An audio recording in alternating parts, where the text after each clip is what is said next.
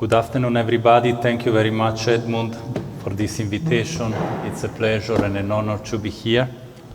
So I'm going to talk to you about the Commonwealth War Graves Commission, and its mission is to remember individuals who lost their lives in the two world wars on two lines of actions.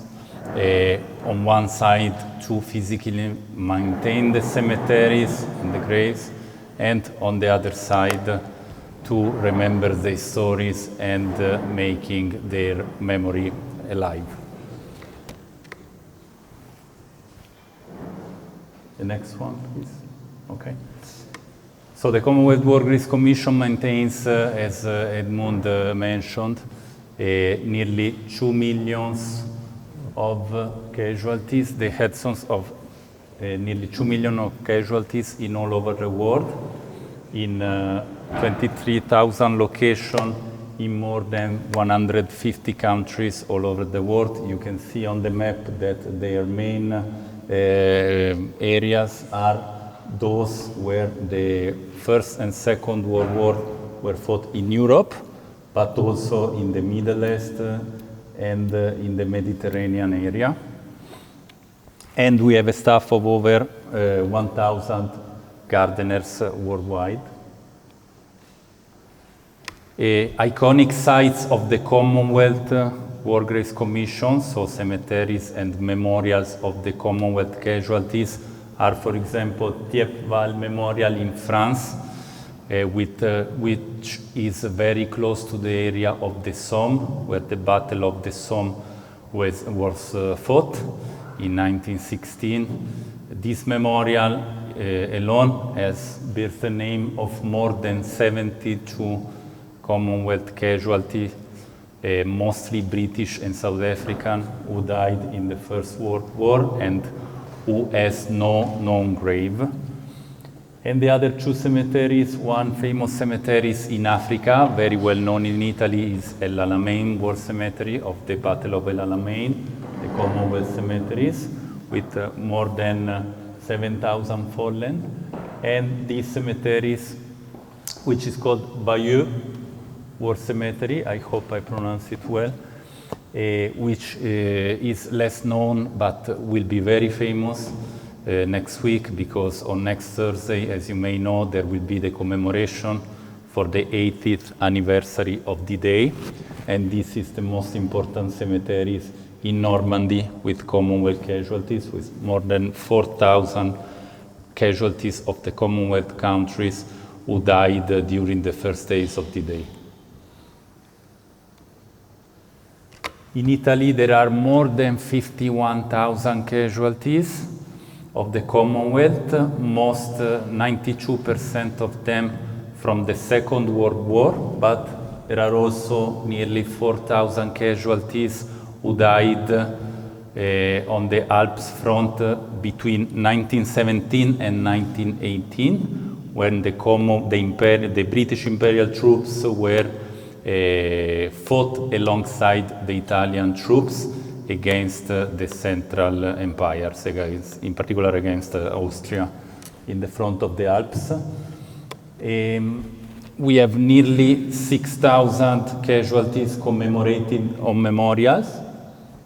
We have 6 memorials. The most important one is in Cassino, and these 6,000 casualties are fallen without a known graves.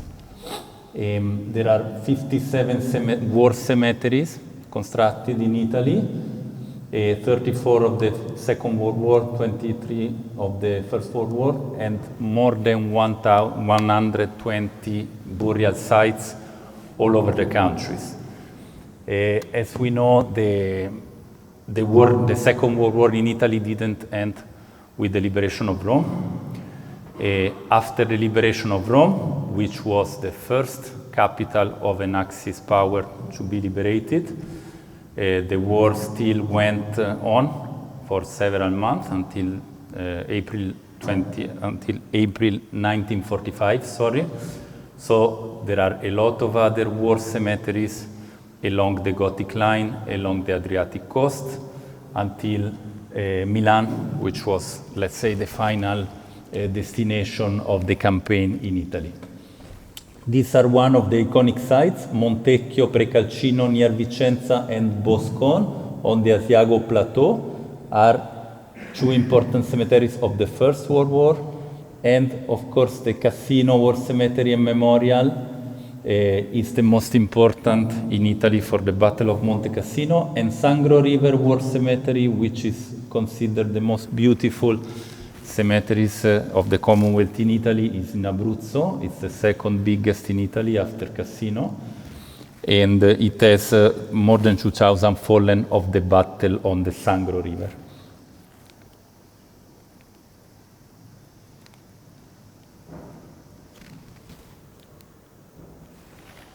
These 3 years, as you know, are very important years for the Commonwealth War Graves Commission because we are celebrating the 80th anniversary of the Italian campaigns.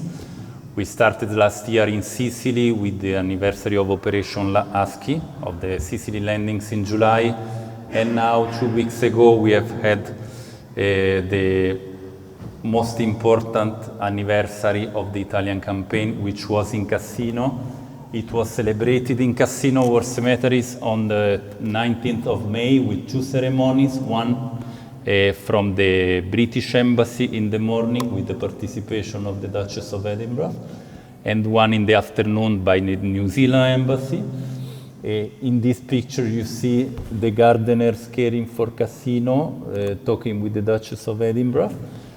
And in this opportunity we brought to Cassino this torch that you see on the left.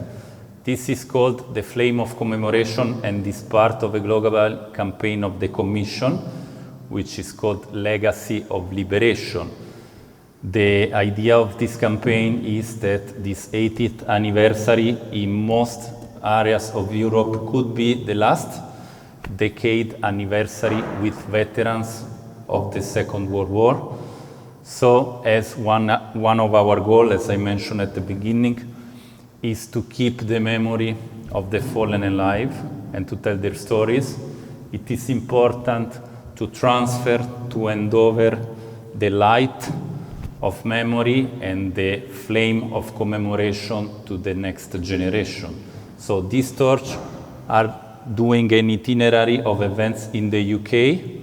Then they will take a ferry boat from Portsmouth to Normandy, and they will arrive in Normandy on the 5th of June, and they will light, there will be torch lighting every single headstones of Bayeux War Cemetery in the night between the 5th and the 6th of June. So ideally, it is to transfer the work of commemoration, the task of commemorate the fallen to the next generation, and I think this picture is a good example. This is a veteran who fought in Cassino called John Hearn. He went back to the UK. Now he has the Guinness World Record as the oldest judo teacher in the world. He has come back many times to Italy. And this time he had the torch of commemoration, and he ideally passed this torch to these young people who are local children of Cassino. And this represents a little bit what we are trying to communicate and to achieve. There will be other important commemoration, and the closest one will be next Tuesday on the 4th of June, the 80th anniversary of the liberation of Rome. We manage Rome War Cemetery, which is a cemetery with 420 fallen in the central district of Testaccio in Rome. We have organized a photographic exhibition this week, which you are all invited to visit if you pass by Rome War Cemetery. And you can see some pictures of the panels. They are photographic, they are artistic photographies by a famous photographer called Alessio Franconi, with cemeteries and battlefields where the Commonwealth troops fought in Italy. It will be open until the 6th of June. And we are doing a restoration of War Cemetery that you can see in the center with 2 renderings. to restore the original scenario when it was built by Louis de Soissons, the architect, after the Second World War. And the ceremony itself of the 4th of June will be Tuesday, 4th of June at 6 p.m. in the afternoon. If you are in Rome, you can participate. It's an open ceremony organized by the Association of National Partisan of Italy with the participation of Commonwealth embassies and local municipality of Rome.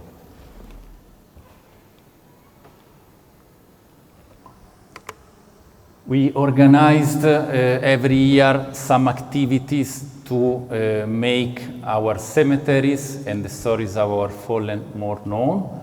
The flagship campaign that we do one week every year all over the world is called the War Grace Week. It coincides with the foundation of the Commission, which was on 21st of May. This year we had the second edition in Italy ever of the War Grace Week. We had events in Casino with the photo exhibition. We had a visit in Florence War Cemetery in the picture in the center. And there was the inauguration of a new cyclist route, touristic route on the Gustav Line.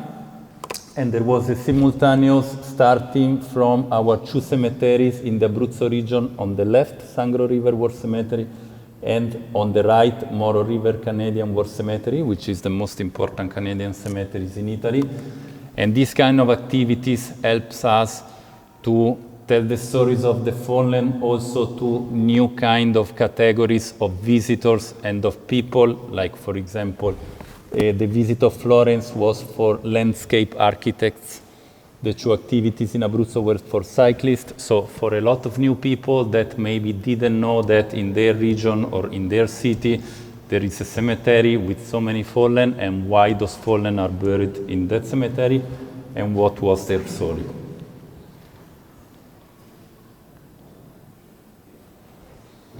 And the other line, as I mentioned, that we are working is with school. As I mentioned, until some years ago, the idea of the Commission was mainly to maintain the cemeteries like secret gardens for the Commonwealth families from the military authorities and for the two ceremonies of Anzac Day and Remembrance Day in November.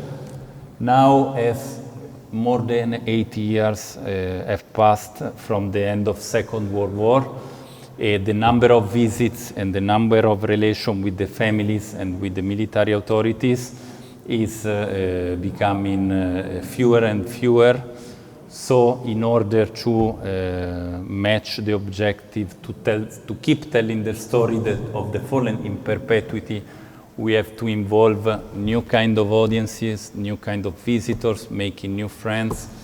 And so the first line is with the school. We are inviting school. We give them the two photos on left and right are in Casino. The central one is in Rome. We have other school visits in the two cemeteries in Anzio, Beachhead War Cemeteries and Anzio War Cemeteries.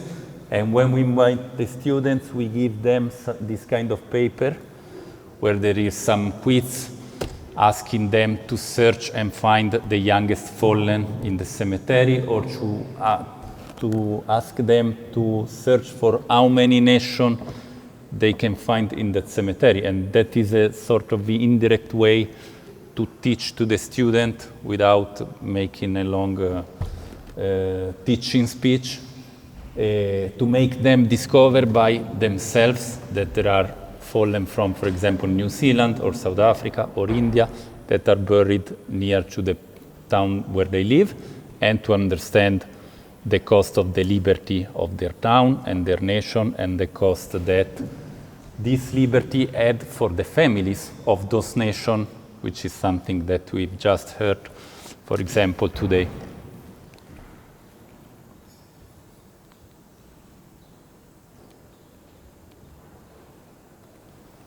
So the future of commemoration, we are trying to maintain our line of action in a context which has changed a lot since the 50s, since the 60s, since the early years after the Second World War. The world is in a period of unprecedented uncertainty for geopolitical and socio-economic reasons.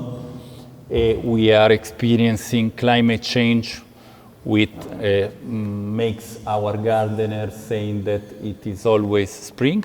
They have to change totally their ways of working in the cemeteries. We are trying to work in a more sustainable way, so we reduced the use of chemical products in the cemeteries, which is something very difficult to organize in 126 locations in the country. And of course, there is the return of armed conflict in Europe, in the European continent, and also in the Mediterranean area. As we were talking during lunch, it was very different when we organized a school visit to our cemeteries 2 or 3 years ago and today, because 2 or 3 years ago when you talked to the students about tanks, artillery, battlefield, it was something of the last centuries, while in the last 18 months they are making a lot of questions about day-by-day life on battlefields, about what do they soldier do in the night, how they can sleep in the day, in the night, how they manage the tanks, etc., etc., etc. So to answer to these new challenges,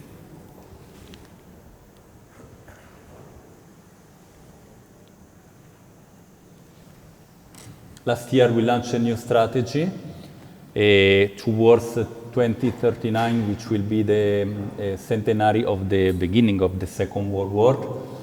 As I mentioned, we want to build more sustainable sites, which is what we are doing in Rome War Cemetery, which, for example, with a new irrigation system and with different kind of plants, more resilient to climate change. We want to raise our profile and build new networks of stakeholders, which is what we're doing with, for example, the global campaign Legacy of Liberation with the Flame of Commemoration. And we are trying to deepen relation with our membership and the public, especially in Italy, where a lot of people still don't know the story of the Commonwealth fallen, still don't know that there are 60 war cemeteries of the Commonwealth fallen in their country and very close to their house. And to end this, as a final picture, last year in July, we had a beautiful conference like this one, organized also by Edmund and his friends, to commemorate the 80th anniversary of Operation Husky. I met some teachers there, and there was a teacher from a school of Agira, which is a small village in the hill uptown, in the hill near Enna. And this secondary school, for the first time, they came to visit Agira Canadian War Cemetery that you can see in the picture with the background of Etna volcano. And so they got to know the story of those 500 Canadian fallen who fell in the Battle of Agira for the liberation of Sicily. And I do believe that this, as it is mentioned there, is one of those places where history can teach, one of those places that can teach us history better than books.